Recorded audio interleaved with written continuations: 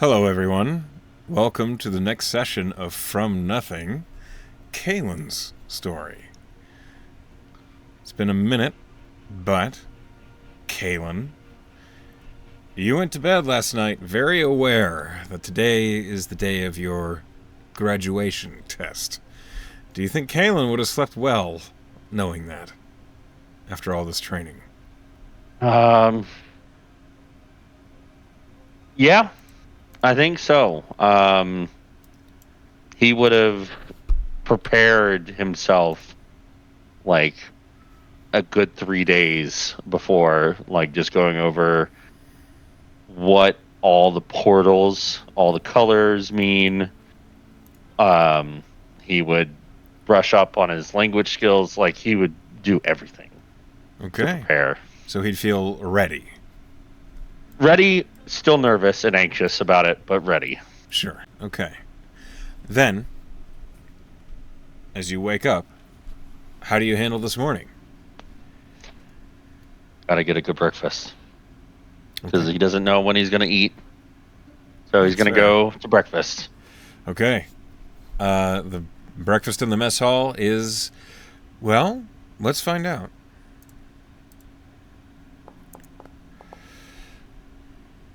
It is apparently significant.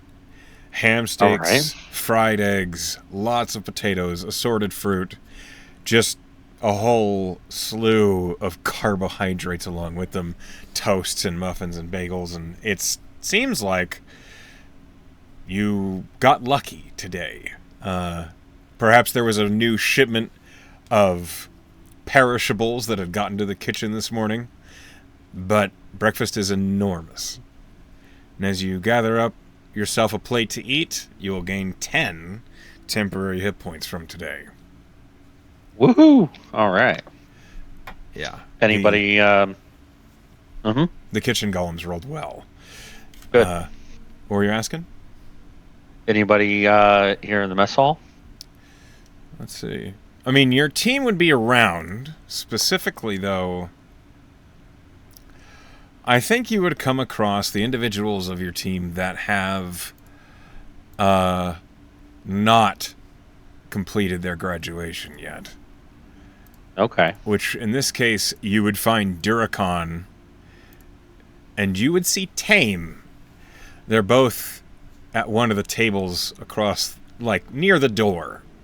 And while they both have plenty of food, Hmm. Duracon would see you and he would say, "You're to make me proud today, correct?" I I'm gonna do my best, but "Good. Sit down." uh, And and he sits down. Duracon is like very intensely, like his mouth is full of potatoes and bread, and he's looking at you. "Vion would not tolerate failure, especially not by my team's captain. And so for his sake, you will succeed." I believe I've overprepared. Just and it makes me a bit anxious. So "Over-preparing has made you anxious." right, yes, I yeah, you got that right. "I don't understand. How can you be ready and not ready at the same time?" Well, if you over prepare, you might be disappointed with how the test goes at the end. It might seem a little too easy. You know what I'm saying? "No." Okay. Well, how are you doing this morning, Tame? She looks up. She's just put a big bite of ham steak in her mouth, and she just nods and says, "I'm good." Oh, looks like Matthew and Sean have dished us now that they've completed their test. "They are sleeping." That's fair. "The lazy sods." When's your test? Duracon doesn't look like he knows. He his eyes look down to his plate and then over at Tame. That has not been decided yet. And Tame looks at him and says, "It's a year after he showed up." And Duracon just taps the table. Wait, your treat hasn't told you you'll be taking a test soon. That's not how it... He might have said something. I may not have been listening. Well, you might as well... It might be today. No. Duracon shakes his head. I would know. Are you sure? There is a hesitation. I'm sure. You see he's like frantically thinking. You'll pass it anyway without any planning. Of course. Of course I will. I'm a true You got follower of this. Vion. I can handle any challenge. I'm sure you could. Tame leans her chin on her fist. How do you listen to this guy jerk himself off all the time? And Duracon glances over at Tame. You know, I enjoy the passion that he has. That's all I care about. As you should. A follower of Vion has no doubts in himself. Tame just rolls her eyes. Anyway, he leans over and he thumps you on the shoulder and he says, "You will do well." And he casts Enhance Ability on you. Oh. It's not going to be a helpful version. He casts Bull's Strength. So you have advantage on strength checks. And I get temp HP. No. Never mind. You do not. That would be a little too useful. I believe it advantage also on strength. Okay. I believe it also gives you your carrying capacity doubles. I mean, that's good. I'm supposed to make my way out of a plane. It's So true. Could be. It does last an hour. oh, So we'll see. well, we will. It could be helpful. But as you eat your breakfast, Duracon basically seems to have the utmost confidence in you. Tame seems mildly annoyed at Duracon. Is there anything you'd like to do before heading to your class? Just one thing. Well, as soon as both of you are done with your tests, and you've passed them, I do want to propose all of us making a little trip. Where? To Trident, to my home. Tame scratches her chin. She says, "Not been around there." I made a promise that I would visit after graduating. It's a long trip. It is, but it's an adventure. So You footing the bill? I can. You pay for me, I'll go wherever you want. Fair enough. Duracon looks at her and he says, "I can pay my own way, but I appreciate it." For sure you do. If anything, yes, I'd like to have my friends with me. Ha! Going back home.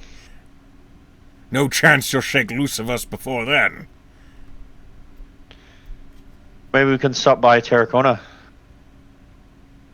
Both Tame and Duracon, they look at you and then at each other, and Duracon says, "I would love that." And at the same time, Tame says, "No." And then they both look at each other again. It's just a suggestion. So, I'll stay on the boat. Fair enough. Well, I better get running. Good luck, my friend. Good luck to you too. And I'll see you after everything's done. I hope to see that pin on your neck last I see you. And he thumps you on the shoulder again. Oh, it'll be there. And he runs off. Okay. So, you are heading towards the ranger classroom. Uh-huh. All right. Let's pull that up. As you arrive, you notice there's no sign of Killian or Tyr. And Triss is... She has this big mahogany board out that she is finishing. It looks like she's in the middle of a project. And as you enter, she looks up and says, "Hey there, Kaelan. Good morning. How you feeling?" Ready but nervous. I'm not going to be the one giving you your test. Right. It's Amilla. Aye. Miss Dorn. But I will give you a piece of advice. All right. I know where she's going to send you today. And I'm not going to tell you. But I will tell you this. All the training I've given you, keeping your head about you, knowing where you came from, it's still going to apply, even if you don't think it will.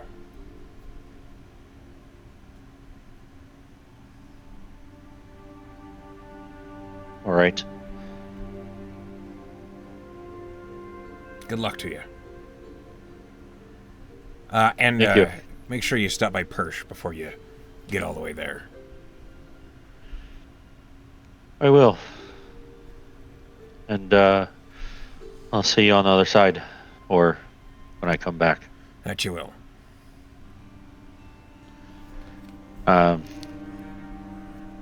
He awkwardly turns and leaves. Yep, that's how it goes. Okay, so you head back out of the Rangers classroom, and as you're making your way, you see Persh is at his desk, and when he sees you, he holds a hand up and says, "Hey, Kaelan, a moment." I was told to come see you. Good. I have some news that might be worrying. It's nothing to worry about right this minute. But do you want it before or after your test? It's not pressing for time. Let me take it after the test. That's I don't want to fine. be worrying about stuff while I'm trying to weasel my way back to the material. That's fine. All right. After your test, you're going to have to head here anyway, because you have to swear in if you pass, which I'm assuming you will. You're certainly competent enough. And he just kind of waves you towards the sorcerer classroom. All right. Was there anything else you needed to see me for? No, not yet. All right. And I'll see you when I get back. That you will. And I'll head off to the sorcerer classroom. Okay, we're switching scenes like clothes. As you enter the sorcerer's classroom, it too is empty. You see Amilla is seated on the overstuffed chair in the corner, and as you walk in, she looks up at you, and she stands. Good morning, Kaelan. Good morning. You all prepared? As prepared as anyone can be. I spoke with Tabernac. I spoke with Triss. Had some conversations with Glass. I've learned that you have been well preparing yourselves for any number of places that you could end up, but there is one element of your preparations that I found remarkably interesting. You've studied Gith. I And he will say in Gith, I have studied Gith. I don't speak Gith. That was nonsense to me. But I am proud of you for having studied it. And you do sound fluent, I assume. As fluent as one can be. You didn't stumble over any of the vowels, and they are mostly consonants, so... Well done. The reason why. Your studies, I would like to set you up for success, as you've been working hard, especially in my classroom. So, I'll be sending you to the Astral Sea. All right. I'm ready. Are you sure? He nods after a pause. She like approaches you and like just stands literally like inches away from you. And she's rolling an insight check. As she does, I'd like you to roll me a persuasion. 9.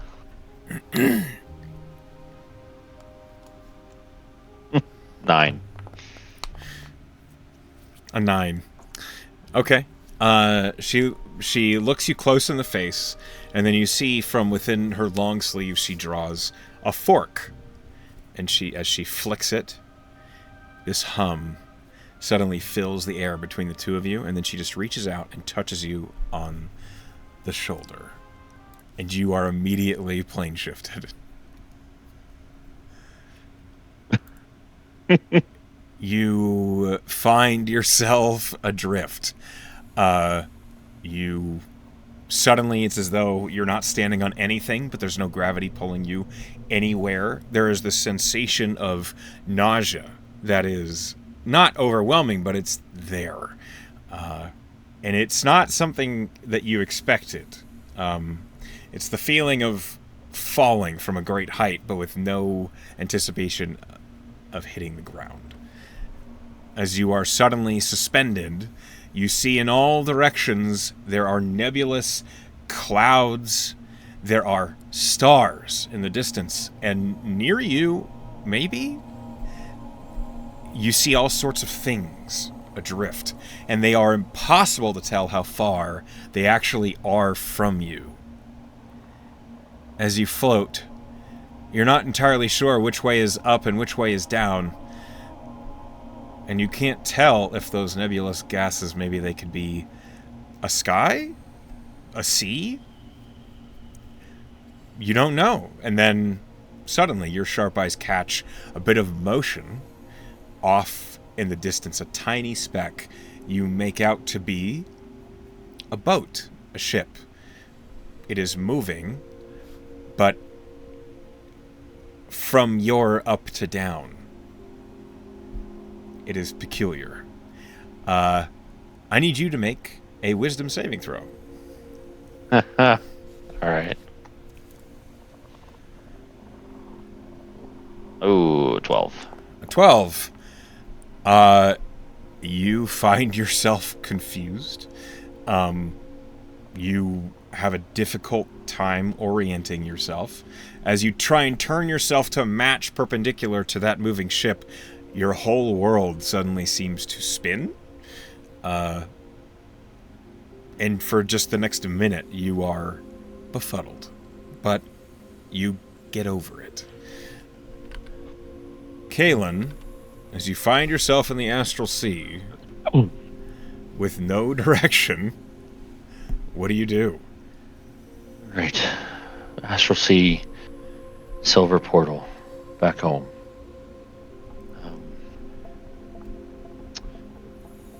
He kind of like tries to like move his limbs, and then he remembers mind. I gotta use my mind to move. Yeah. Okay. Let's go towards the ship. And that's like he's thinking out loud. Okay. And he will think about moving towards that ship that's sailing the astral sea. Sure. Roll me an intelligence check. Uh-huh. Good thing I took that point in intelligence. I now have a +2. Yeah. Oh, okay. Well, it's a straight With 10. A 10, you do begin to move in that direction. It's very slow. And for a moment, you don't think you're moving at all. It's almost, there's no perspective. There's no relative motion. So you think about moving that direction, and it takes a good 10 seconds of you focused on that. And suddenly you realize you can see some, like what looks like maybe a broken piece of a banister float near your head, just drift by very slowly. He'll like instinctively just duck. Just kind of try to push it out of his way as he moves forward. Do you touch it? Yeah, I said I pushed it. The instant you touch it, you feel the weight of it. It's cold to the touch, and suddenly it just like spins off as if no gravity. It just floats away, seemingly forever. Well then, that happens.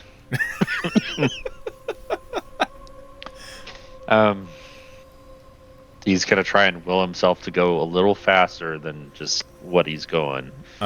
You can roll another intelligence check if you'd like, as he really tries to focus on it. But at the moment, you're moving about 10 feet around. Oh no. Okay. Well. Nope. That's even worse. Man, this is going so great. You find yourself confused. Like, you moved that banister, and as you stop and thought about it, you forgot what direction you were going in. It's almost as though your thoughts are slippery right now. You find it impossible to focus on one thing, and it's frustrating. You feel your temper rise a little, which is a little bit kind of out of character for you. You're usually pretty good about being patient, but there's something about this situation that seems to be pushing you that way a little. And you stop moving. All right. Come on. Refocus. You also notice you're not breathing.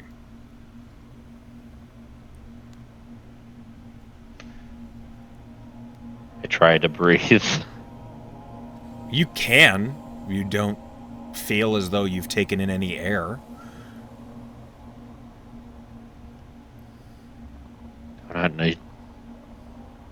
Do I feel like I'm suffocating or no? No. Okay.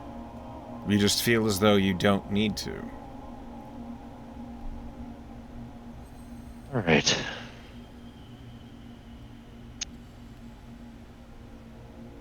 Well, he'll close his eyes and just try to calm himself. He's studied up enough about the astral plane that this should be a little bit easier. He's just nervous, and he needs to calm those nerves. Okay. In fact, to help him calm himself, he's going to reach into a pouch and take out that little figurine of a puma. Just kind of rub its head a little bit. Just feel his fingertips on solid wood that he is familiar with. Okay. Do you think that's meditative for Kaelan? Yeah. All right. I'll let you roll an intelligence check with advantage as you take a long moment to cool it.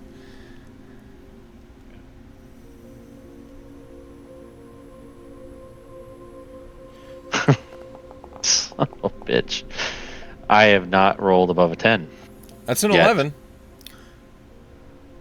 So you do begin to move again. It's a little faster than the first time. Not much, but you do get that sensation of movement as you see that chunk of banister that must be now 60, 70 feet away suddenly begin to move in another direction as you regain motion. All right, he's just going to accept the fact that he's moving slowly. Moving slowly. Okay. But he's going to go on an intercept course for this that ship. Okay. Roll me a perception check. All right.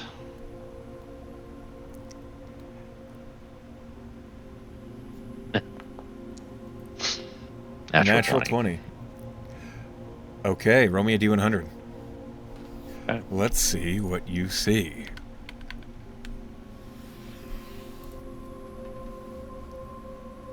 $31. 31.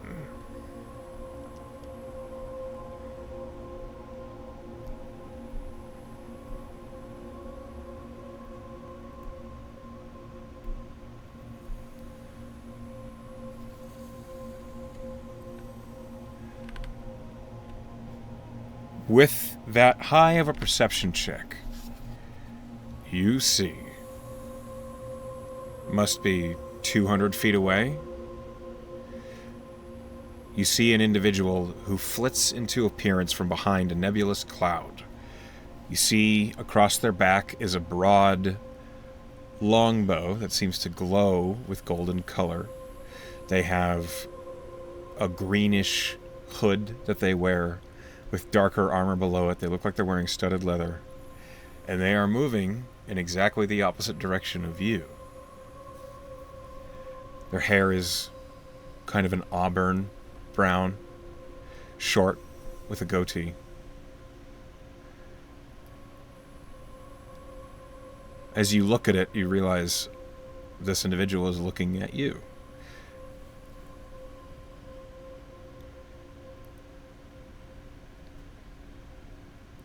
I'll raise a hand, and he'll, well, what is he going to do? He raises a hand exactly as you do.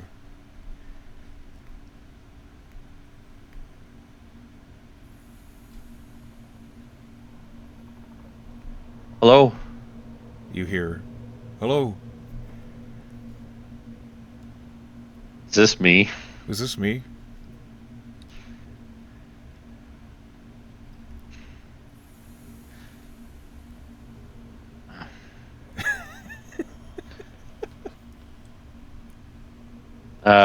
He'll shake his head and just blink. You see the other individual shakes his head, blinks as if trying to shake something off. Can I Arcana see what this is? Yeah. Okay, 13. With a 13, you are aware suddenly, around this individual, there are no nebulous clouds that you haven't seen before. And you look behind yourself and you see it's a reflection of yourself. And as you turn back and look, you see an edge to the reflection that was almost imperceptible, but because you rolled a 27, you catch it. You realize you are dangerously close to an enormous black portal. And a black portal with a 13 in Arcana, you cannot remember what black leads to. Okay, well that's not a silver portal. Which is what he's looking for. Correct. So he is going to try and get himself away from this portal. Okay. As quickly as possible. As you try and drift away from the portal, as you're changing direction, I need an intelligence check. Okay. I am gonna use a token on this one. So I'm adding a D4. Okay. Okay. Well, that's a lot better. Yes, that is much better. You drift closer to your typical movement speed. You float away from it at about maybe 20 feet around, which is not screaming fast, but it's faster than you were before. As you begin to pull away from the portal, you realize you were feeling something that you weren't feeling before you were plane shifted. You were suddenly aware that this darkness, this sadness just leaves you as you move away from this portal. You realize, with that realization, the 13 in Arcana was enough. You think that was likely the Shadowfell? Okay. Which is not a plane you want to go to on accident. Makes sense. Okay. Am I still on course towards the ship?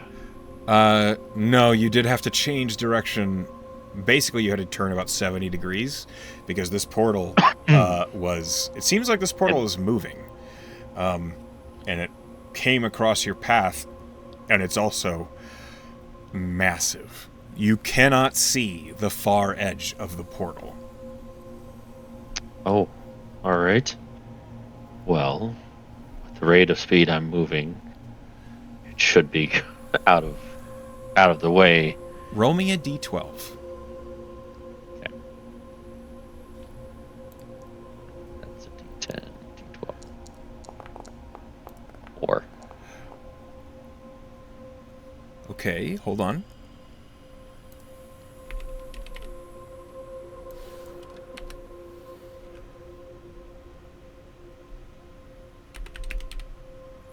Oh, okay. Suddenly emerging from the portal, maybe 100 feet from you, above you, wings speckled with starlight and purple, flies out of the portal a massive astral drake, soars through the portal and flies away from you. I need you to roll me a stealth check. Okay.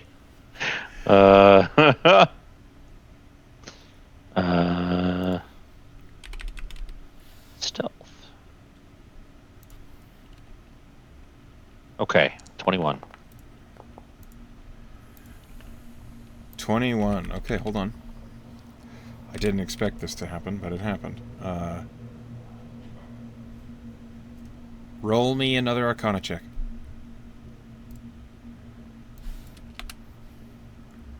Okay. Fuck.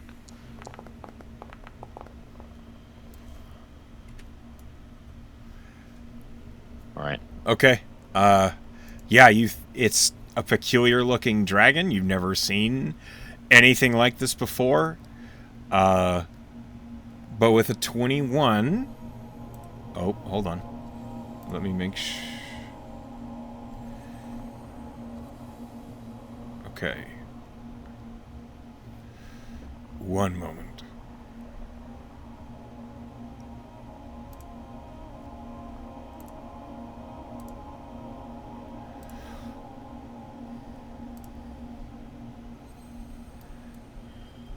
Okay. Yeah, sure. That's what we see.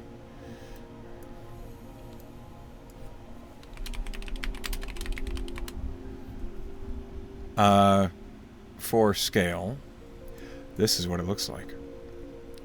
Oh, nice. Just soaring out right over you. I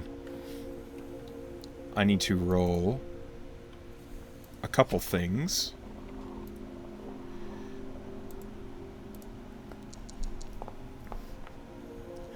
Okay. And then one of these.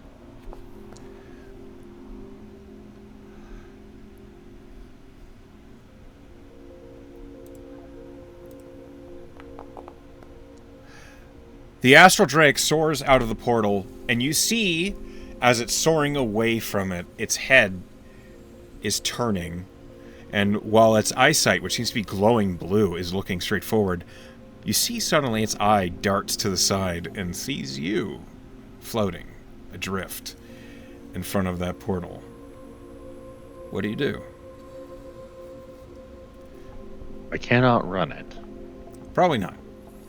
It's moving faster than you could on your feet on land.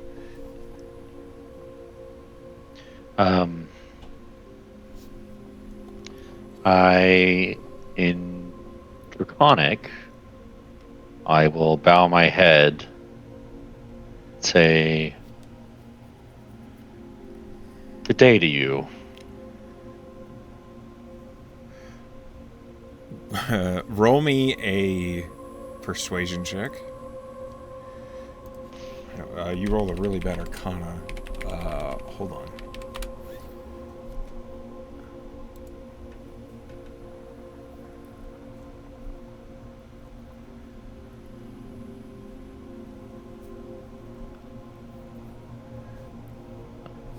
Yeah, let me get that persuasion check from you.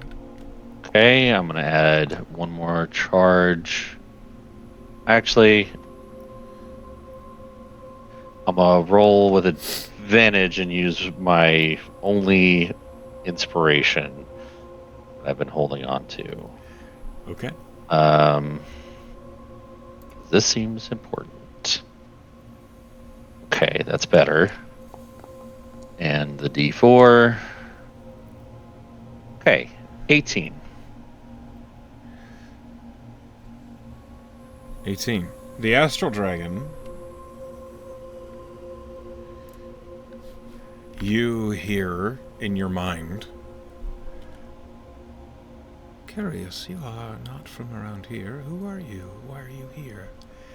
A human. A human adrift here.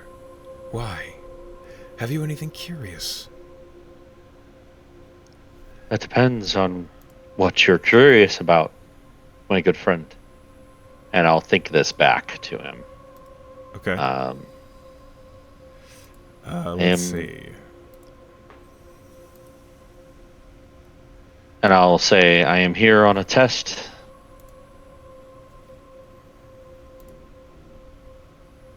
A test of my capabilities to travel the plains.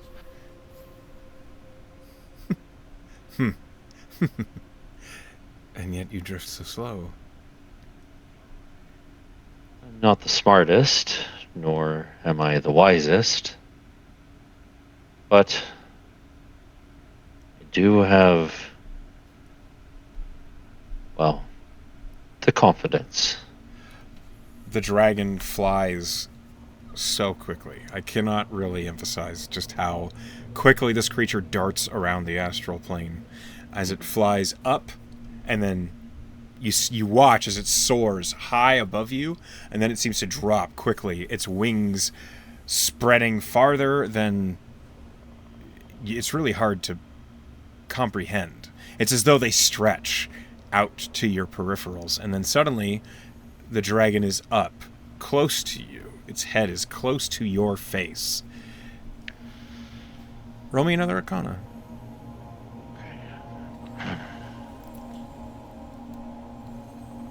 Okay, 15. This doesn't look like a very old dragon. It doesn't look that big. Now that it's close to you, you actually see through what seems to be some sort of guise. This dragon is projecting an illusion. And as it's right in your face, you hear, "Do you have anything from home? Do you have anything you could give me? Anything that was living? Anything that is among the living? Anything that's not lost? Everything here is lost. Something that you've found." About something that I've made from a living thing from where I'm from. That would be great. That would be perfect. That would be excellent. That would be nice. And he reaches in his bag, and he just finished this like a few days ago, and it was for someone, but it is a little figurine of a penguin. Okay. What's it made of? Just regular wood. Wood from, the lumberyard in Ferrum. Sure. Okay. You hold out this figurine, and the astral dragon looks at it. And then you feel it plucked from your fingertips, but you don't see by any fingers. And as it floats in the astral sea in front of this drake, you hear, "Oh, this is wonderful. I can see your hands, the knife, the shavings, the carvings, the tree. Perfect. Thank you." You're welcome. If I give you another thing, do you suppose you can help me with finding a portal to my home? A silver portal. Oh, they are everywhere. And nowhere. You just have to know where they were. Do you think you can help me out with that? No. I think I have... No. You said it's a test. Right. I wish you luck, human. No hard Fair feelings. And you see... Can I have your name before you go? Garithar. Garithar. I'm And Kaelan. as it begins to drift away from you,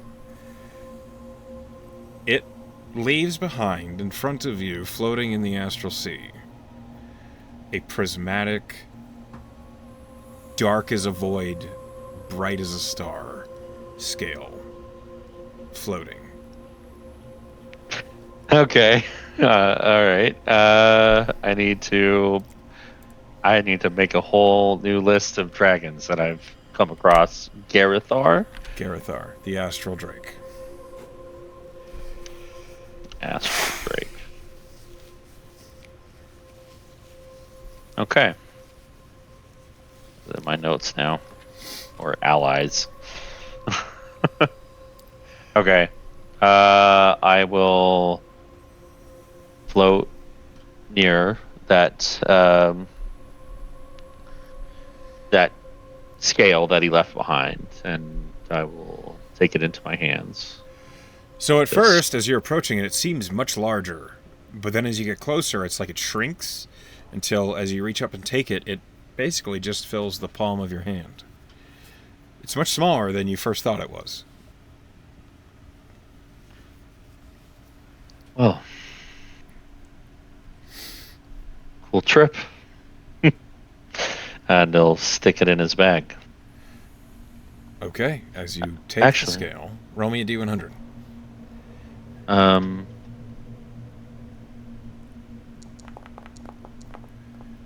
84.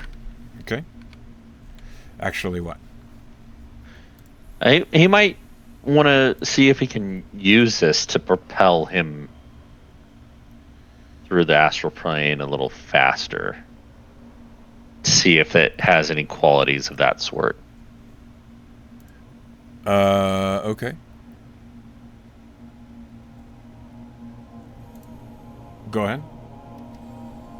Hold on. Percy got him. You idiot. Okay. Yeah, I'm going to try and figure out if there's any qualities to this thing that can help me out now. Let's see.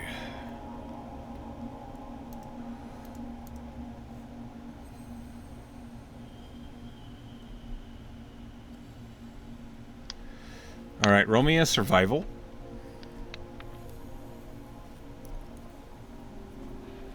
Right. 21. It's cold to the touch. It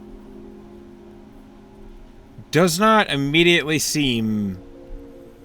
it does not immediately seem like there's anything that you could do with it right now. It feels potent. That's what you get. Okay. All right. Well, if it's not going to immediately help me, then it's definitely useful for later. So he's going to put that away. And Remind me what your D100 was? 84. Okay. Let's see.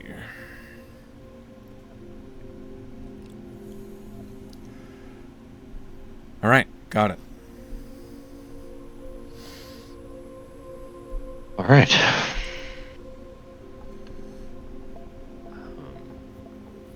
You see off in the distance still that same ship is moving in your downward direction.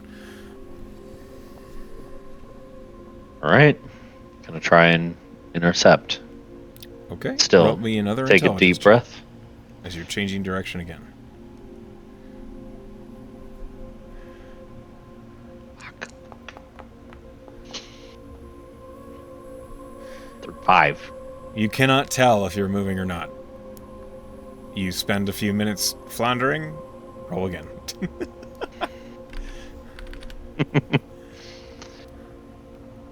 Oh my goodness. 6. Okay. As Lorna, you help. are trying to focus on moving, you catch out of your peripheral movement, but it's not yours. You see, they seem just like little pinpricks of light, and it's likely they were very far away, or maybe they're very close. It's really impossible to tell based on size, until one drifts right past your face. And it is a globe. It's about the size of maybe a melon. The one that drifts past your face is a sapphire blue, and it seems to undulate as if maybe it's been touched by a breeze or something. It's like small waves are passing across its surface. And then you see another one float nearby it, and that one is this kind of sickly yellow color. Okay, just the 2?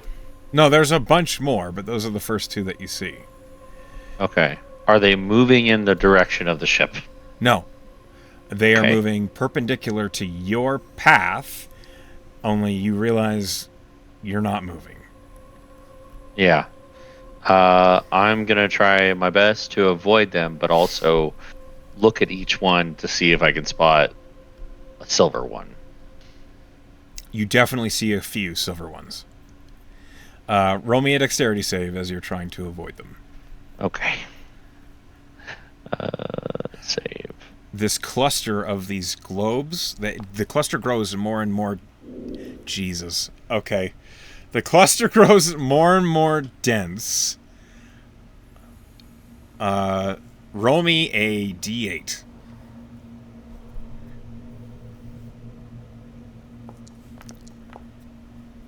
Six. Okay. One moment, please.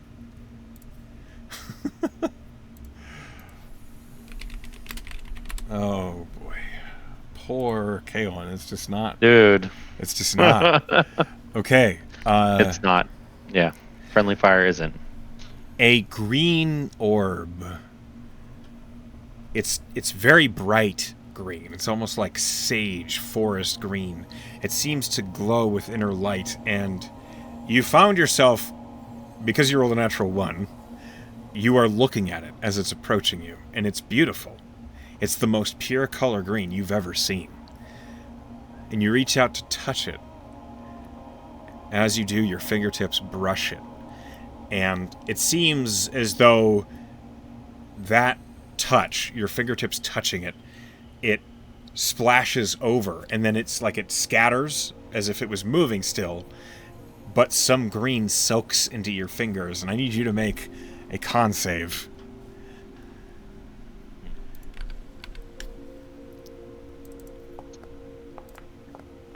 Eight. You take 7 points of poison damage. Ah. Okay. You feel this awful tenseness in your muscles shooting through your nerves. And as you find yourself suddenly in the middle of this cluster. I'm going to need a few more dex saves from you, Kaelan. Yeah. In between each deck save, I want you to make an intelligence check to try to move. Okay, well that's That's 11, actually, because I didn't roll a save, so +2 Okay. to that. 11 is a failure. Let me get that intelligence check.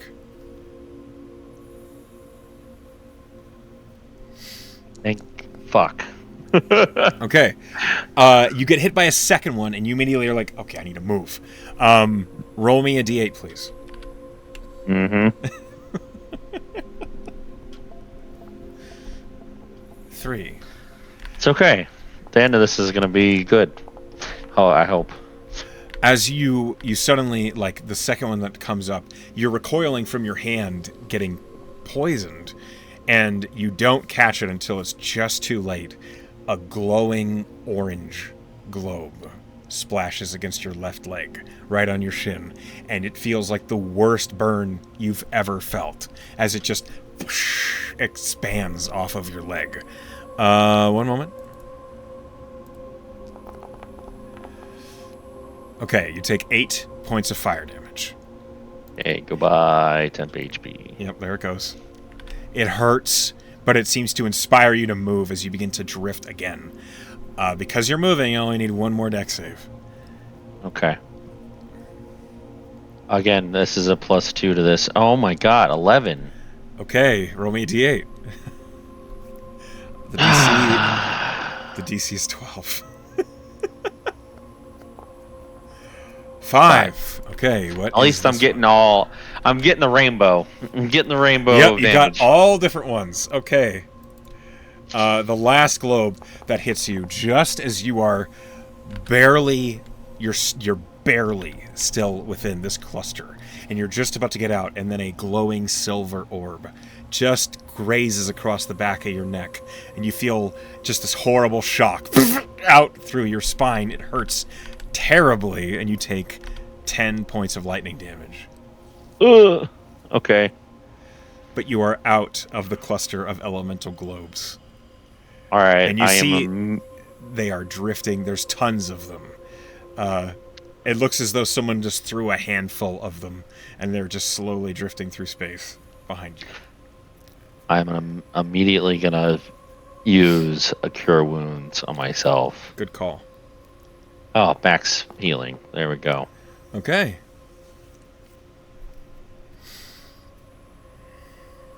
Okay.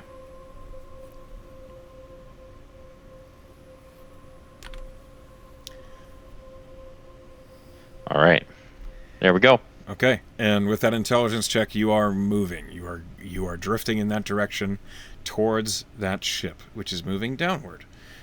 Roll me a perception check. Perception. Okay, 17.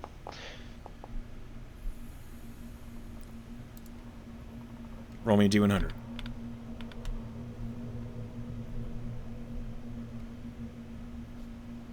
$53. Okay. One moment. Let's see what you see. Oh. I remember reading this one already. Okay. What you see as you are drifting downwards, you see countless threads that seem to vanish off into the distance until they gather into what looks like a very large knot that you are drifting towards. You've been drifting for a few minutes now, you think. Your sense of time is a little bit askew. It's hard to tell how long you've actually been adrift. But as you are floating towards this knot, which is in between you and the ship, you notice that the threads that bind into this knot, they are ethereal. You can see through them. And as you get closer to the knot, you see that as they bind together, you look down one of the threads, you see adrift, unmoving, is a creature who is also ethereal. Roll me an Arcana check. Okay. Natural 20. Let's go. At the end of this thread, you see the ethereal form of a... You remember reading about, in the astral plane, creatures can astral project. It usually takes a high-level caster to do so. You see on the end of this thread is a mind flayer. Oh. Astrally projected. It seems limp.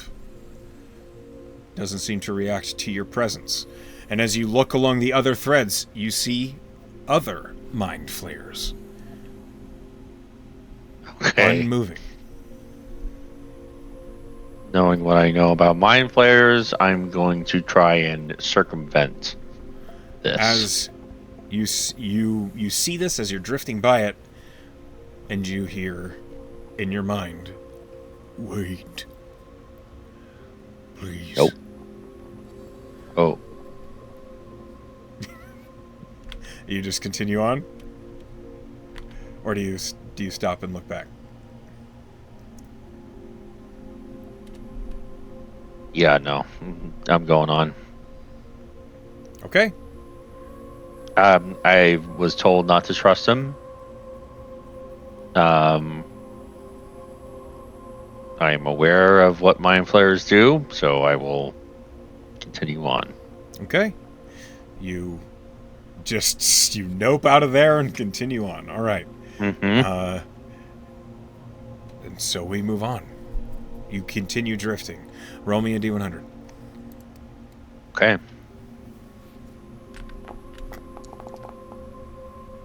$98. Okay.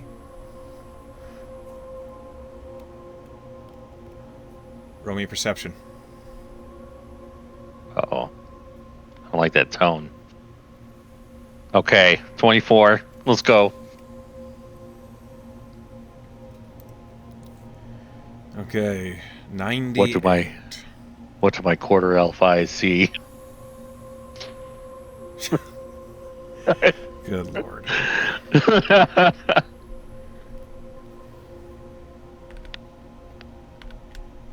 You are suddenly overtaken. Or maybe it happens slowly. Again, your perception of time is really difficult to tell. But there is a massive vessel that suddenly seems to appear out of your peripheral. It's just floating. You see that aboard this vessel, the vessel appears to be made of iron, but it's like a black iron with lines of orange through it. It's maybe it almost reminds you of like a meteorite. And as this vessel is coasting by you, as you are adrift, you see creatures with green skin wearing various sorts of heavy armor. Gith. One of them is leaning over the prow of this ship and is looking at you. And you hear it say, in Gith, "We have a human. And Port get side." back. And get back. You do have a human on your port side. The Gith looks at you with eyes wide. And you hear it say in Gith, "Captain."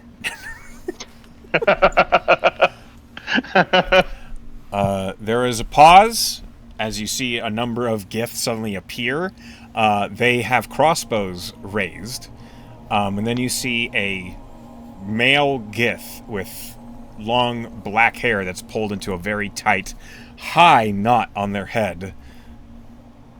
Merges around the corner, and he has a very demanding, like, authoritative demeanor about him. And he looks at you, and he says, "Human." Kaelan will put his hands up when crossbows are pointed at him. Everything will be in Gith from here on out. Understood. "Where did you learn our language?" On the material plane. The Gith, like, looks to the other Gith around them. The captain looks to the other sailors and says, "We have an errant human who knows our ways from the material." And he, like, nudges the one next to him, and they begin to laugh. And the captain turns and looks at you and says, "Why are you here, human?" I'm a student of the Marigard Academy on the material plane. I am on my year-end test. I need to make my way back home.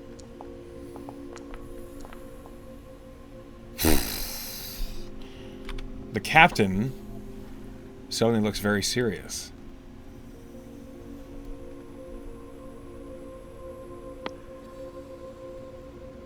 "Tell me, human, do you know Tabernacle?"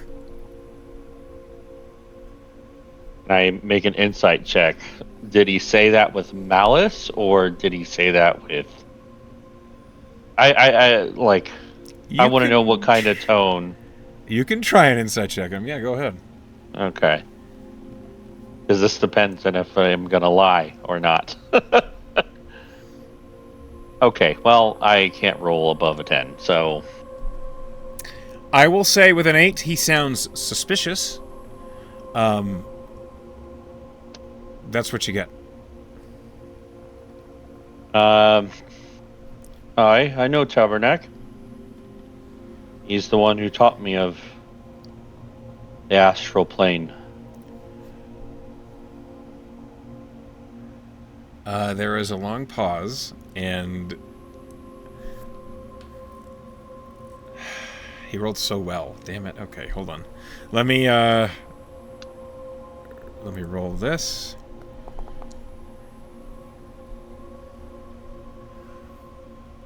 "You are a long way from home, human. Adrift. Out here in the Vespers.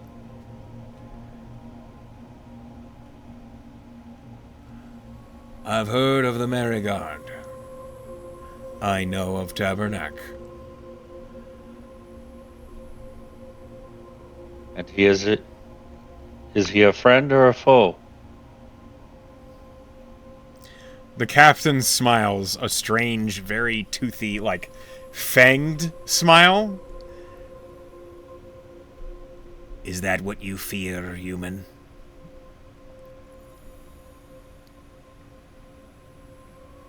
There's a lot of things to fear here.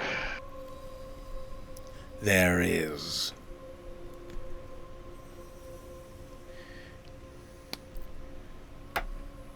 You are such a long way from the Marigard.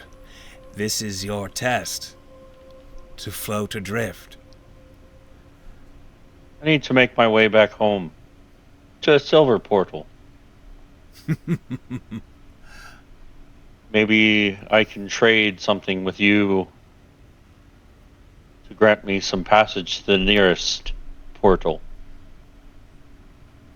There is a pause. The captain, like, turns, and then suddenly the whole ship drifts closer to you with alarming alacrity until the captain's face is not, like, the captain's like 10 feet away from you as he's leaning over. And you see that now that you're this close to it, you see that there are cannons festooned and nestled along the sides of this ship, and each one has this wicked barbed harpoon poking out of them. What do you have to offer?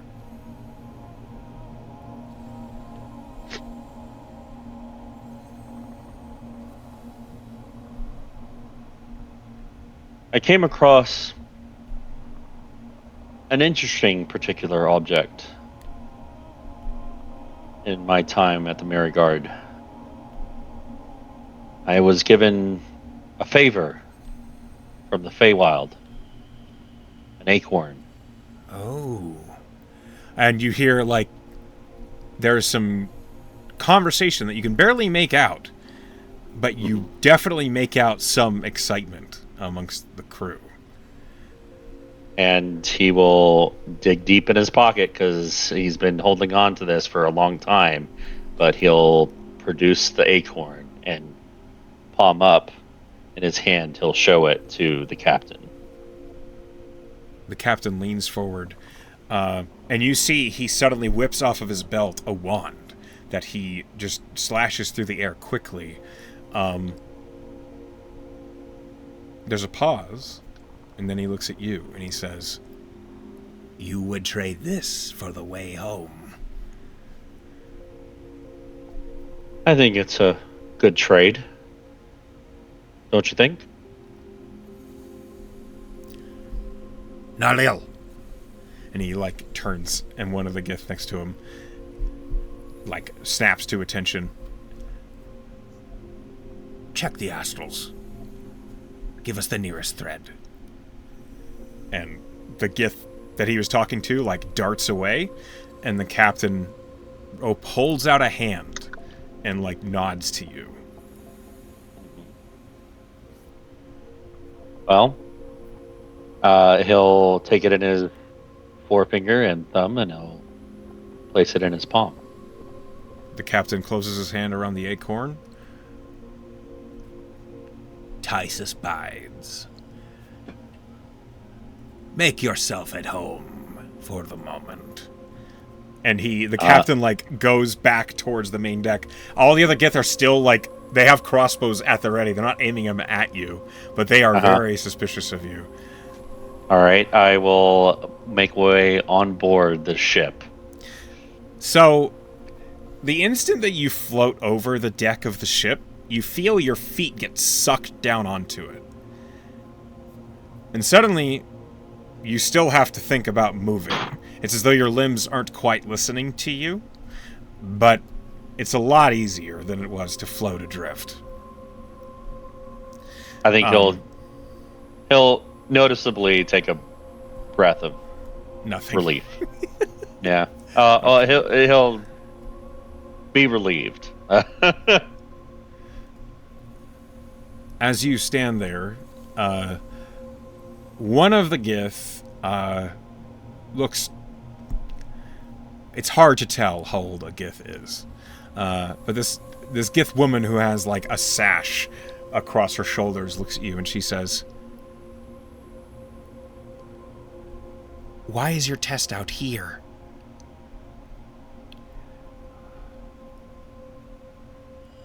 You have the markings of a woodsman. I've come to find that I have an innate ability to detect portals that are nearby. Useful. I can travel them. Useful. I'd say so. She holds her hand up in a strange gesture you've never seen before, with two fingers pointed up, and she just says, "Look, Ern." Look around, or look Ern, or what does that mean? Roll me an insight check. Okay. Shit. All right, 10. It's easy enough to tell. You think this might be her name. It might be a greeting. He'll do the same hand gesture, and he'll say, Kaelan.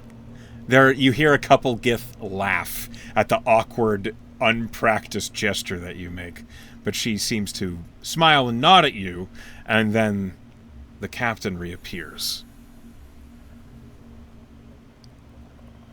This was a fair trade. And he reaches up and he plucks into the air and grasps a thread that was definitely not there, or you definitely didn't see it. And it is silver. He plucks it down and he holds it towards you. I take it. Follow this. It will lead you home. Thank you. Before I go, Can I have your name and your ship name? He says, uh, the astral ships are not for humans to know. But I am Captain Nuthil. Pleasure doing business and meeting you, Captain. He makes a similar gesture with the two fingers raised that the woman did. And then he basically seems to shoo you away. Okay. Can I get the spelling of both names that I got? Yeah, I'll type him in. I'm just gonna add these to my list. If allies? Question mark.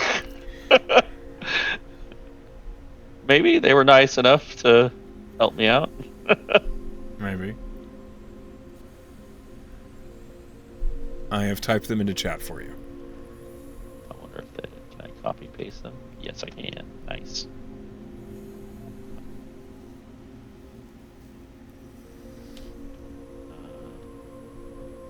That's Captain.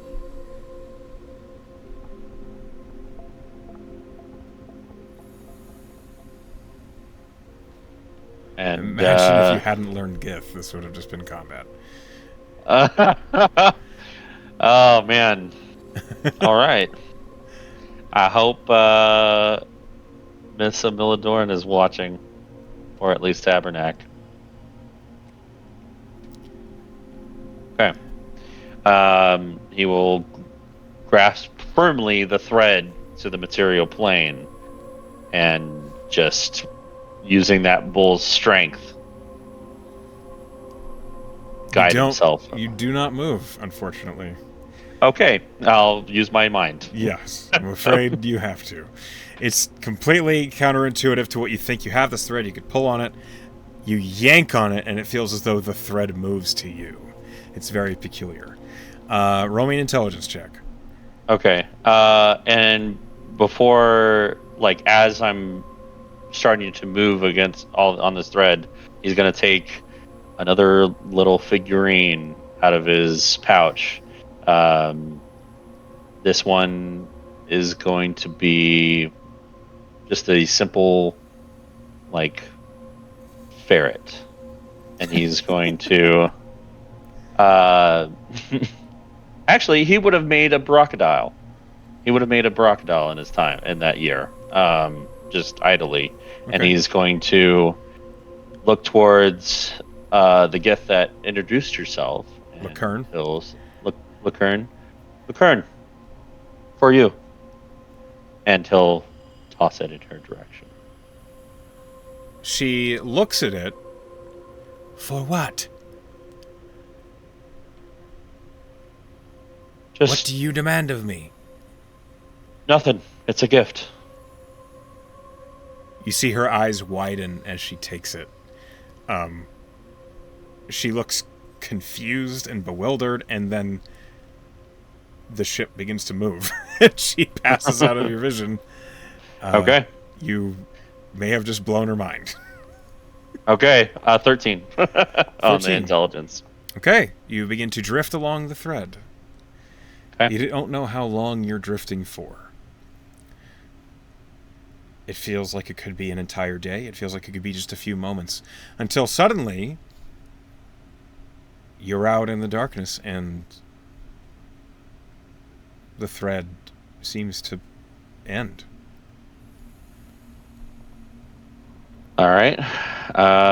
He'll reach out his fingers at the end of the thread. Just kind of like reach towards the end.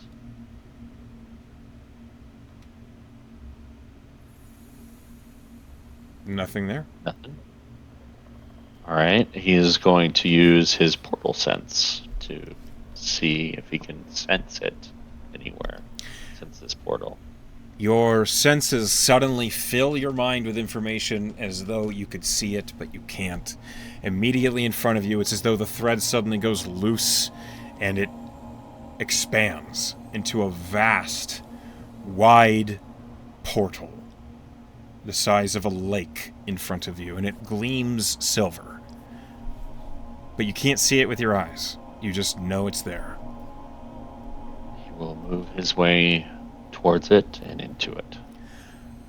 As you pass through the portal, it's as though you are pushing your way through a fount of water, as if pressing your way through a waterfall, and then suddenly, it is cold. It is extremely cold, and you realize, as you pass through the portal, your eyes open up to bright daylight, and you are falling. Please roll me a D100.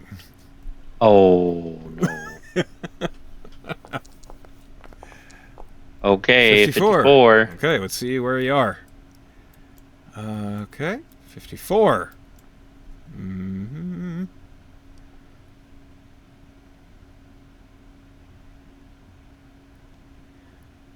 Okay. You are cast out of the astral sea high above the ocean. You see that clouds just whoosh right past your face, and suddenly you see just an enormous stretch of water down below you, and you see on the peripherals there is land, but you are just in free fall. And as you are falling, suddenly there is the of air next to you, and Amila Dorn is falling with you, and she says, "You're quite high up, aren't you?" All right, let's get back home, please.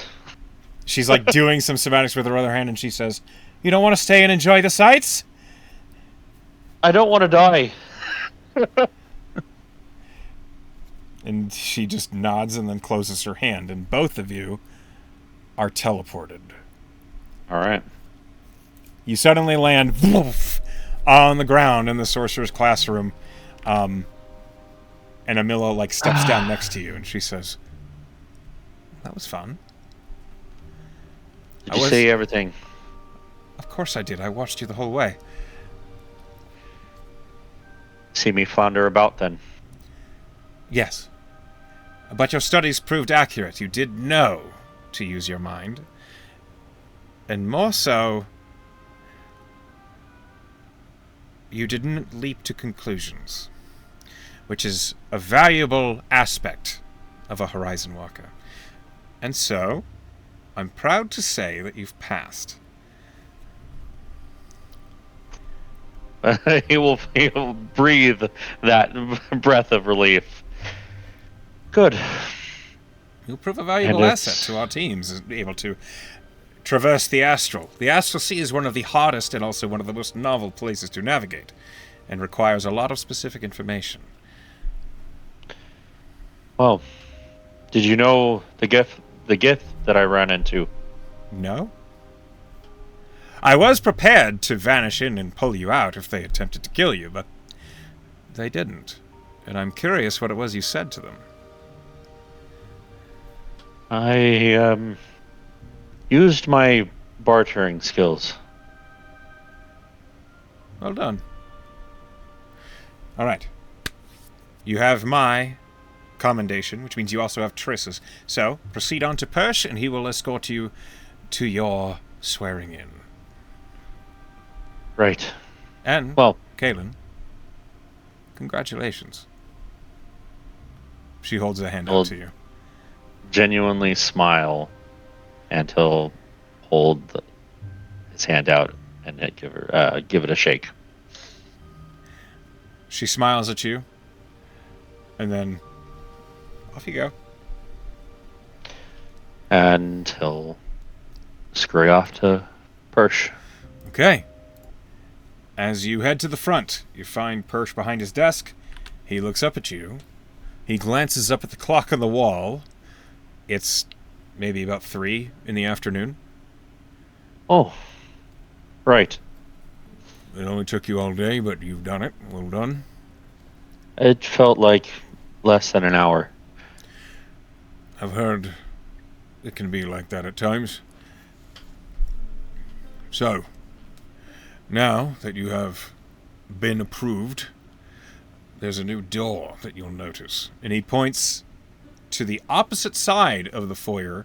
Opposite the selections room, there's now a door with an arched top. It seems like a very simple door. And Persh says, That is where you'll find our distinguished leader, Zane Torno. He is the one who'll be swearing you in and also be awarding you your contractor's badge. All right. Before you go in there, however, I do have that bit of news to give you. That's right. I was reading the news sheets this morning. And this was on, not the first page, but it was in them. And I thought, based on what you told me before, you'd want to know about it. And he holds out a clipped out piece of the Anthian Informer. Right. I'll take it. Read it. Would you like me to read it out loud for you? Oh.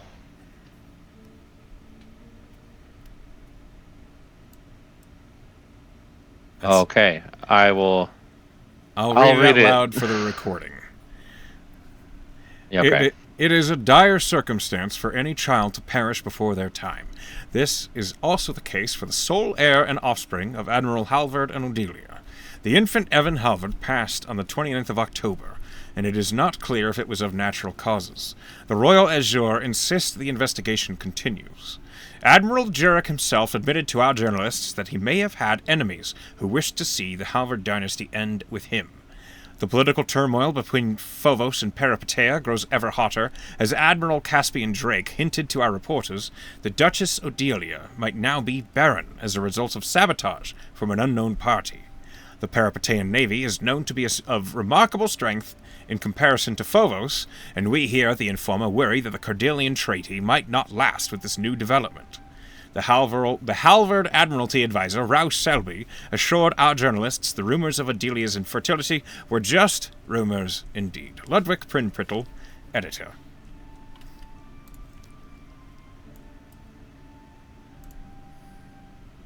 All right. This is a lot of names thrown about. I'm not so familiar with Tredonian politics, but you did mention Halvard when you laid it all out for me, so... Aye. If it's nothing to worry about, then it's nothing to worry about, but I figured you should see it.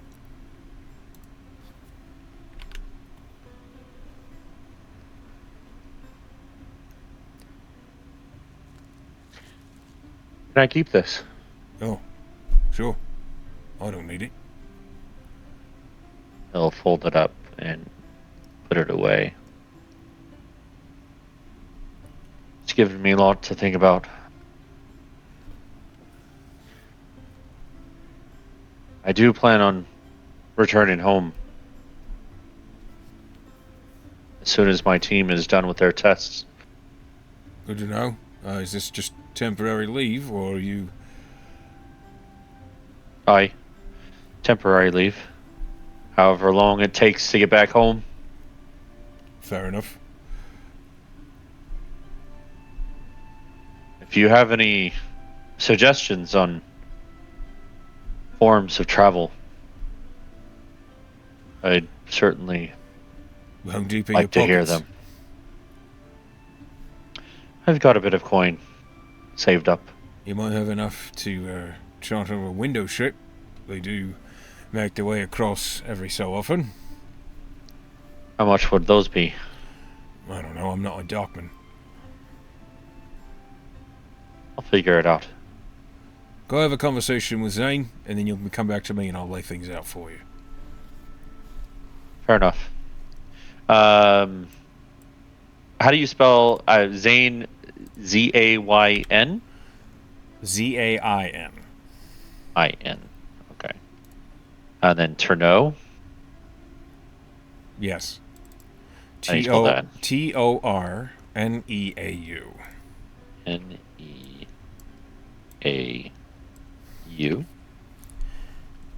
Okay. Persh Got it. gestures to the door, leading to Zane's office. He'll go step through.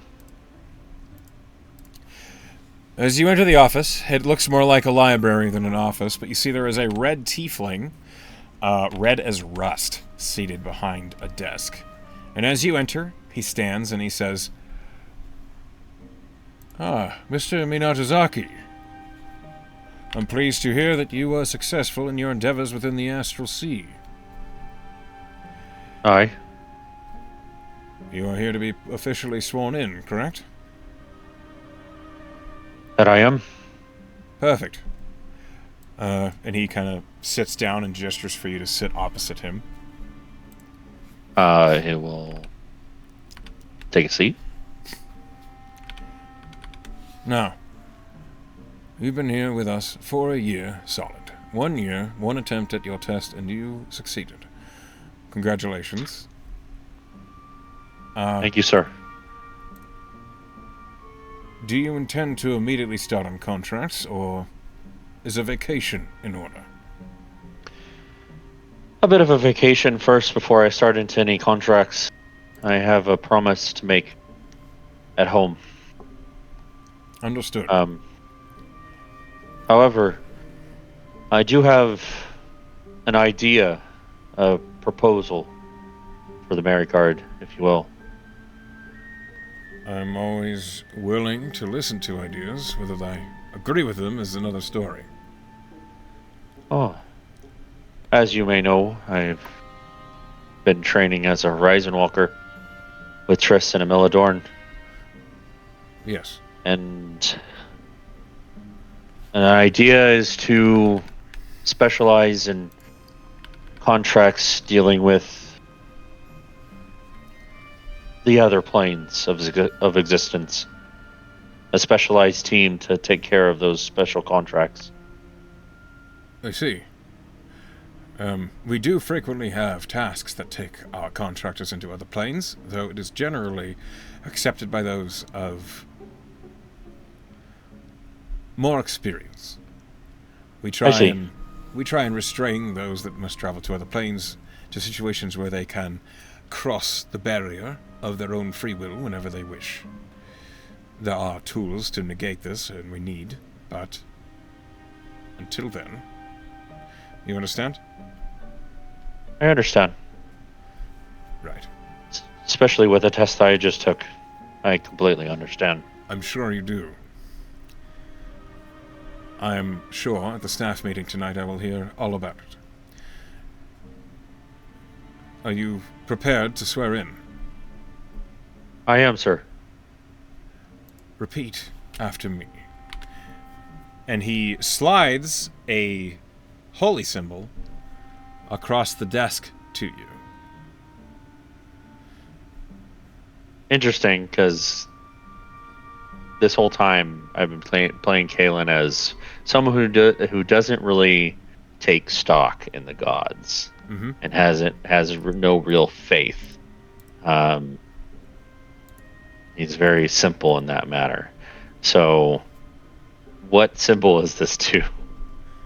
To what god? Roll me a religion. Oh, this is going to go well with all my rolls today. It's amazing. Watch this natural 20 right now. Just nope, it's a 13. Are you proficient in religion? No. Okay. I'm gonna say you're not sure. The symbol is 3 inverted teardrops in a line, but you don't remember which god that is. Well, if he has to do it, then he has to do it, so he will put his hand over the symbol. I am a vigil in this world of strife. I am a vigil in this world of strife. I raise my blade for those without the strength. Raise my blade for those without the strength. I am a light in this world of darkness. I am a light in this world of darkness. My watchful eye guards those without sight. My watchful eye guards those without sight. I am a guardian at these gates to hell. I am a guardian at these gates to hell. Through my will. the line is drawn. Through my will, the line is drawn. Do you understand the words you've just said, Kaelan? I do. Good. And he takes the holy symbol back, and then he slides a small, finely carved wooden box with some velvet over the top towards you. He'll slide it the rest of the way and open it up. Within is a symbol of the Merigard. It's finely made. It looks like it's maybe brass or plated gold with a very shining crimson background to it. It looks like it could be fastened to a necklace or as a pin. With that, you will see past the geas of the contractor-student separation within the Merigard Academy. Additionally, you will be recognized as a full contractor by the staff, the golems, etc. Thank you very much, sir. I've had a wonderful time as a student here, and I'm looking forward to being a contractor. Well, you are one now, and so it is your first duty to report to Persh, who will break down your duties as a contractor. Unless there were any questions for me.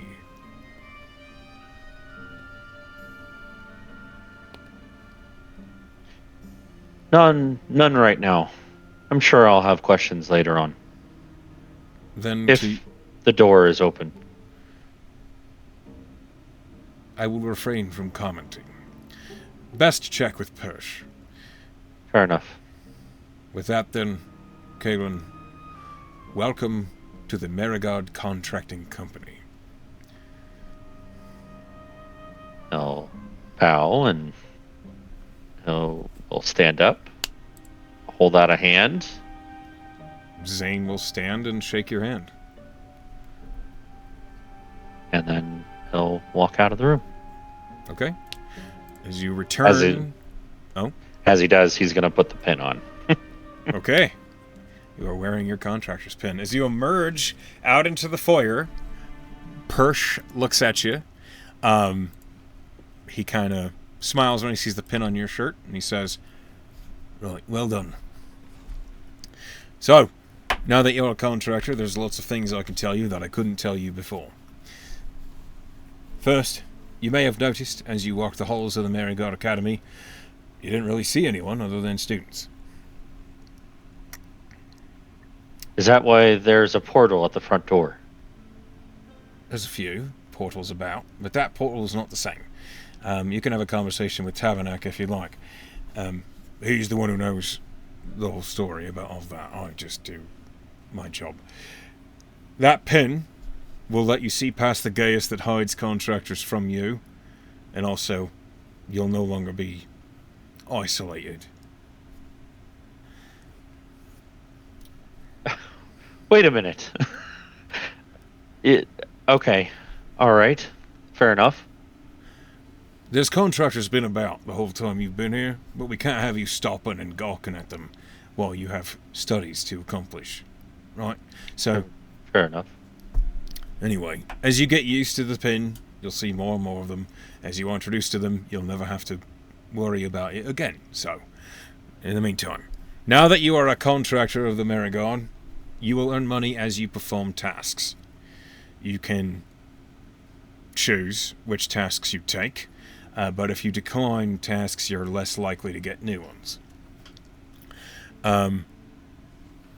If you decide to take another job for any other mercenary companies, they cannot conflict with our interests.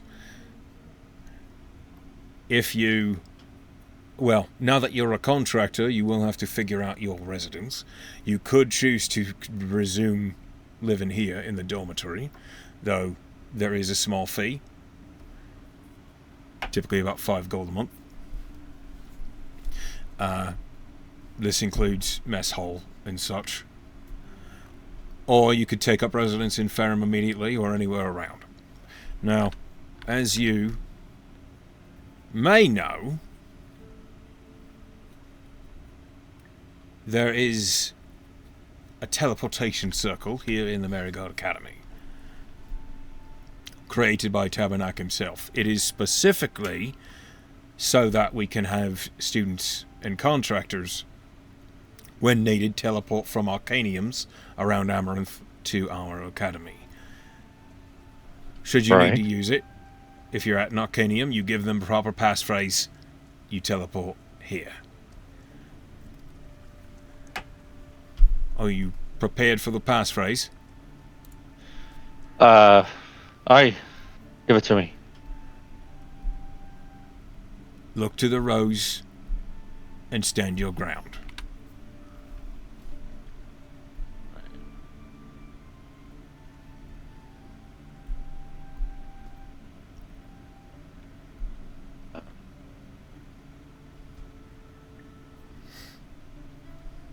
Look to the rose. And stand your ground, or just stand your ground? And stand your ground. If you give that phrase to an Arcanium, you will be able to teleport here. Typically, Arcaniums just teleport to other Arcaniums, but we have an agreement with them.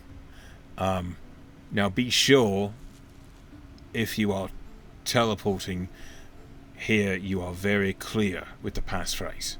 If you get it wrong, it can be messy. All right. Right. What else is there? Alright.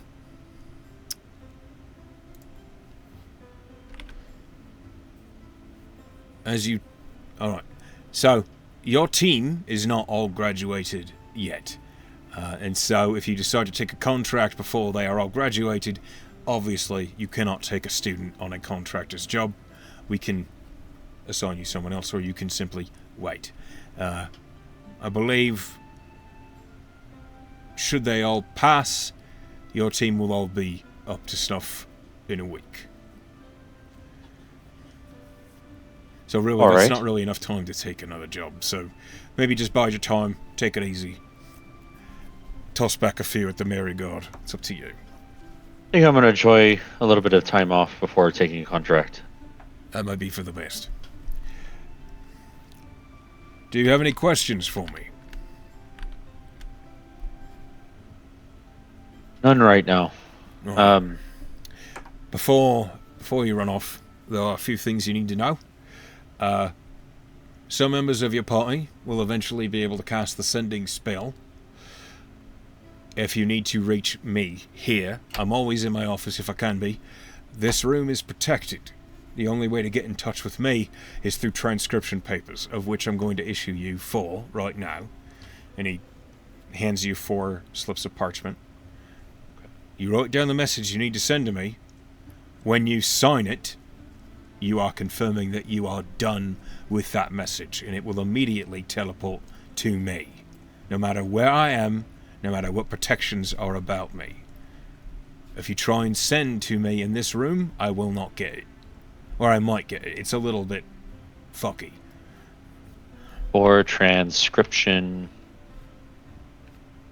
papers to Persh.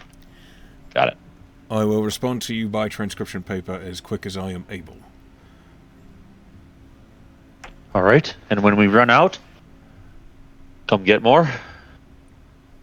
You will receive a ration of transcription papers at the beginning of every contract. These 4 I'm giving you just in the meantime. Don't use them unless you need to. All right. They're not for fun. They're for emergent information. Now, you may have heard there is an oncoming war between Ko and Aurelia. We are not tied into them legally. We do not owe them fealty. However, we do reside in Ferrum, an Aurelian city. There might be some sticky business out in town. Perhaps if there are some Kaelan visiting, or if there are particularly loyalist Aurelians around here who are aware of someone being of Kaelan descent. My point is, be careful. Don't get in any fights you don't want to finish. Stay on your best behavior. Well, I'm a contractor, so whatever I do reflects on the image of the Marigard. It certainly does. So, fucking up some townsfolk isn't really going to do much for our image. I heard that. You're also welcome to explore the classrooms as you wish. I'm sure Triss would welcome some company from a contractor now that you're no longer a student. You can have any resources that the Marigard Academy can offer are yours to use. I do request that you follow the rules of the instructors. This also means that you can cross-train if you wish, so long as the instructor's willing to train you. All right. I'm sure Seka would also welcome the help. I know you've taken some time to assist her in the past. Aye. Anyway, I think that's all I have for you, Kaelan. Until your team's complete, you are free to do as you choose. Do you know when? No, you. Well, you know everything. When is Thames and Duracon's test? Thames' graduation test is this Friday. Duracon's is tomorrow. He'll just kind of chuckle to himself, knowing that Duracon just did not know at all. All right, then. I guess it's time to celebrate. So it is. Enjoy some time off, and I'll see you around, Kaelan. I'll see you around. And he's going to immediately go find Sean and Matthew. Or try to. Or he's going to try and find everybody. Duracon and Tame are still in class. Sean and Matthew are at the Marigard. Okay. Once he realizes that, he'll run on over. Okay. Once you get into the tavern, Sean and Matthew spot the medal on your chest, and they both go, "Hey!" And they're both holding up drinks. Ken will do this like knowing swagger with like I'm hot shit swagger over to the table. Matthew, like, it's clear they've had a couple, but as soon as you're swaggering over, he like waves to the barmaid and says, "Another for our glorious leader!" And the barmaid by the counter's like, "Okay." Just a regular day. We're all celebrating. Yep. Yeah, I know how that is. It's like one of those like overexcited parties at Dave and Buster's. Very much so. Everyone else is like, "What the fuck?" It's pretty busy in the Marigard. It's not crammed or anything like that, but you don't really get any looks. This is people are used to seeing this. As you sit down and get yourself like basically comfortable, Matthew is like tipping it back, and Sean leans toward you and he says, "So what was your test?" I got to flounder about in the astral sea for a little bit. No fucking way. And Sean like leans back and he says, "I can imagine you floundering about out there. It's no offense, but you're not the sharpest tack in the box." Oh, you don't think? I really didn't think. I was going so slow. Holy shit. Well, you made it eventually, clearly. Well, you know, a little bit of studying did the trick. A little bit of language learning. I made some as friends. You say that, Matthew's like, "Oh, fuck. Don't tell me it worked out for you."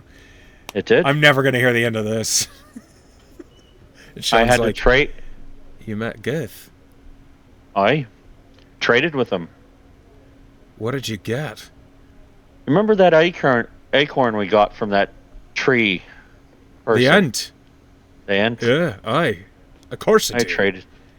I traded the acorn for a way home. No fucking way. And Matthew's over there like, "What's a Gith?" Green skin. They basically have no nose. Kind of very skinny people. It's hard to explain. I'll have to draw up Sounds one of like a them. goblin fucked a bugbear. No, no, not even close. But good try. And he just takes another drink. The barmaid thumps a tankard of ale in front of you. But Sean says, "That's on me." thank you, thank you. I will say this: they were completely flabbergasted when I could understand what they were saying. From what I've read, I'm sure they were. I'm sure you're a fucking... It's like walking across a unicorn. A human who can speak Geth. They laughed quite a bit at me. That's for sure. They didn't expect me to know.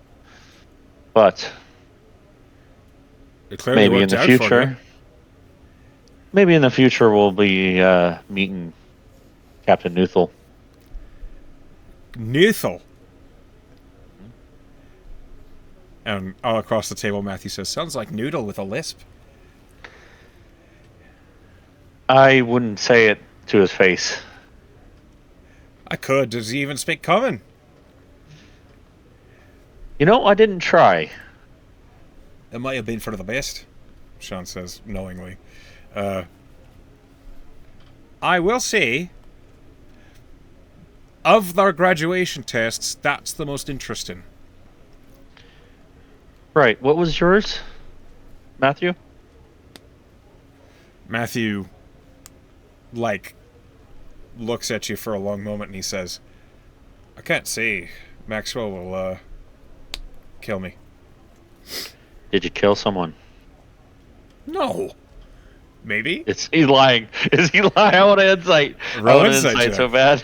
Roll insight. I know what he does with those poisons, man. Oh shit! Here it goes again.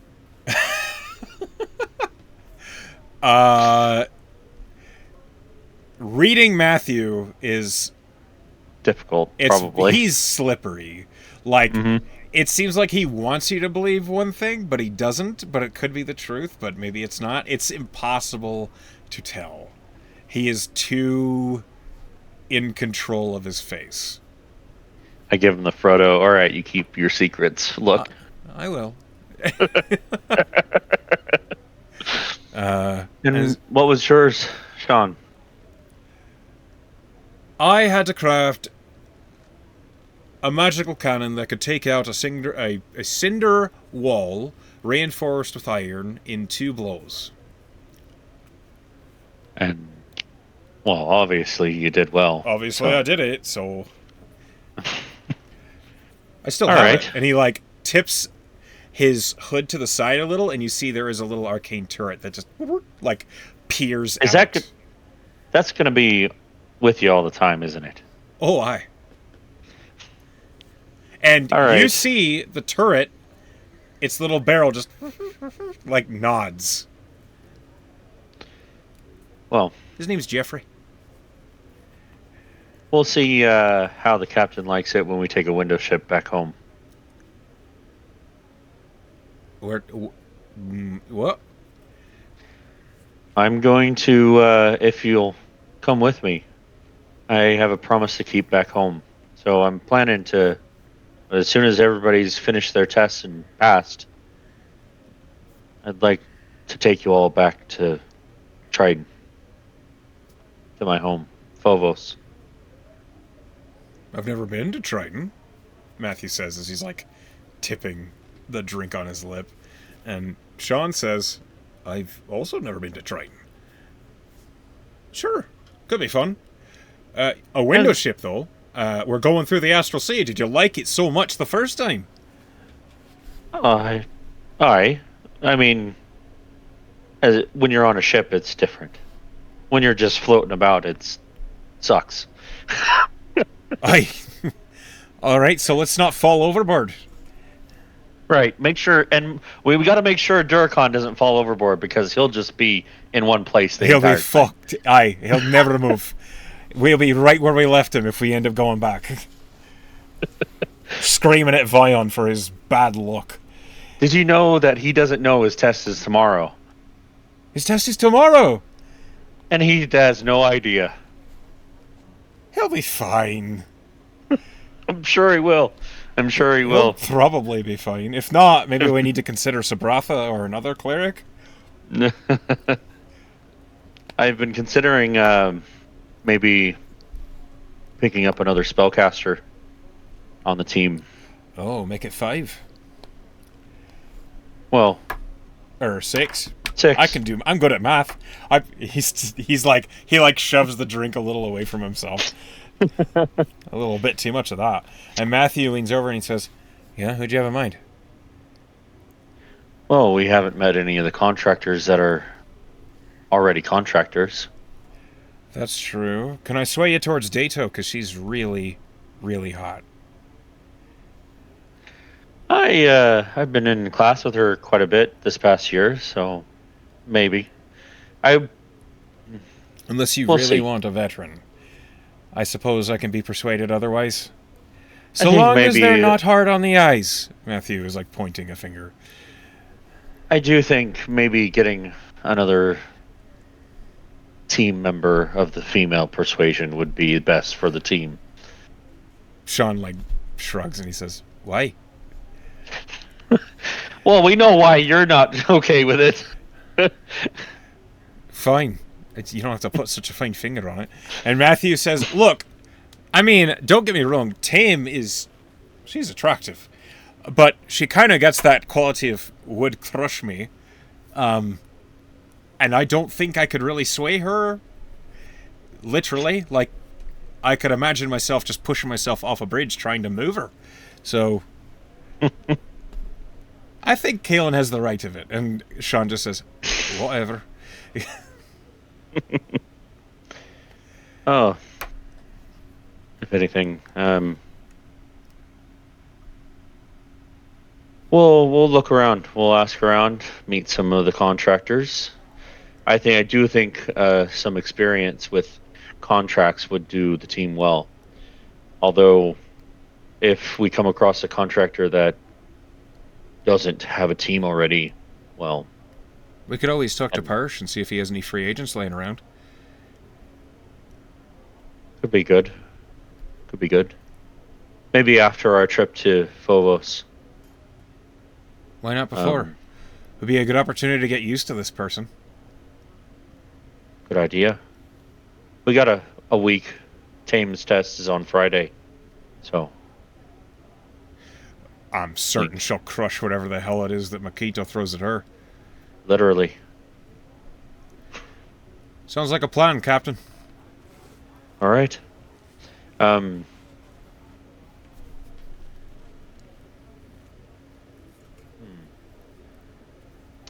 You know, at, at this point, I'm pretty sure I know I haven't had an RP moment with Matthew about my whole stuff. The only person I've really talked to about it is Lilith and Sean. Yeah.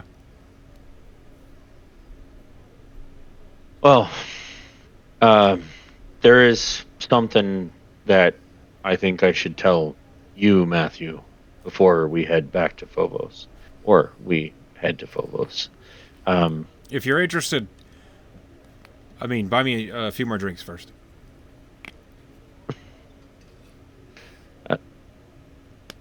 No, not I.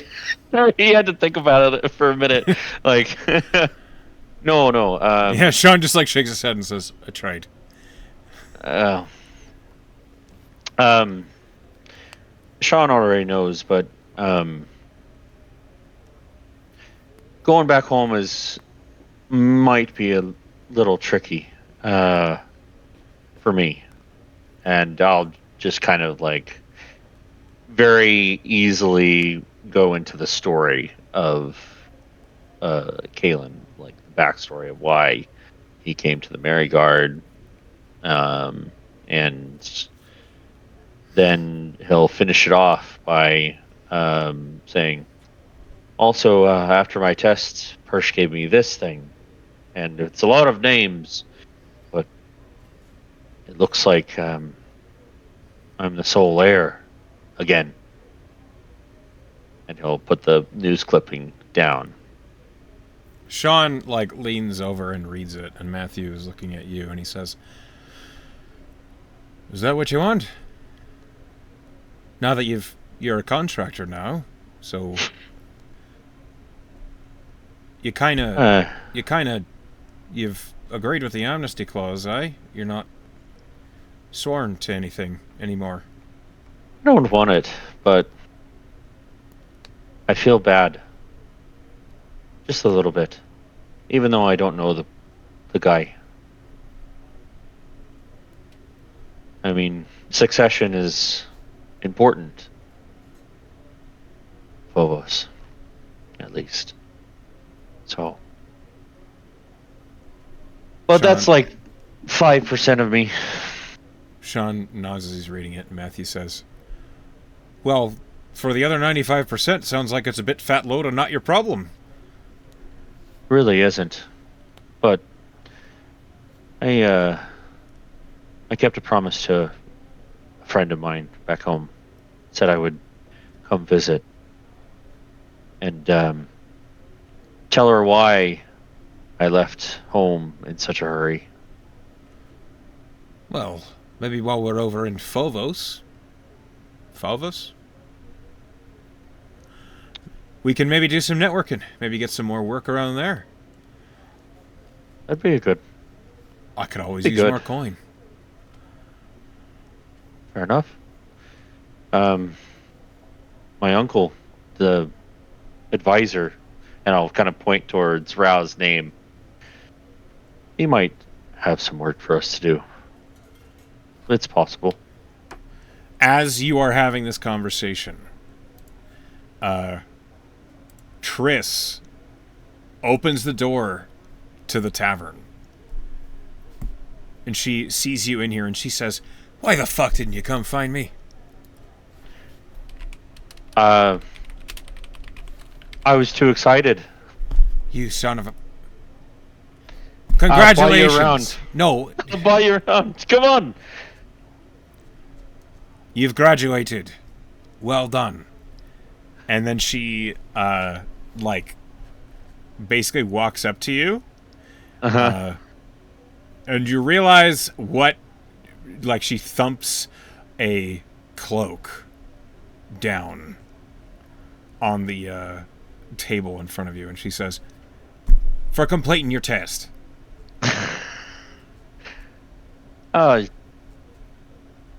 Thank you. You're welcome. I mean it.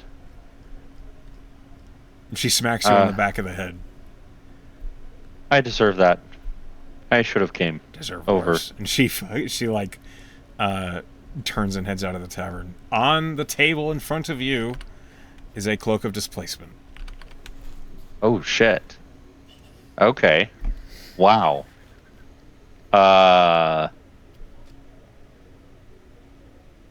He'll just kind of look at it and realize what it is, and he'll be flabbergasted. As you are looking at the cloak, and Sean is just laughing into his hand, and Matthew's, "Well, that didn't look like it went too well."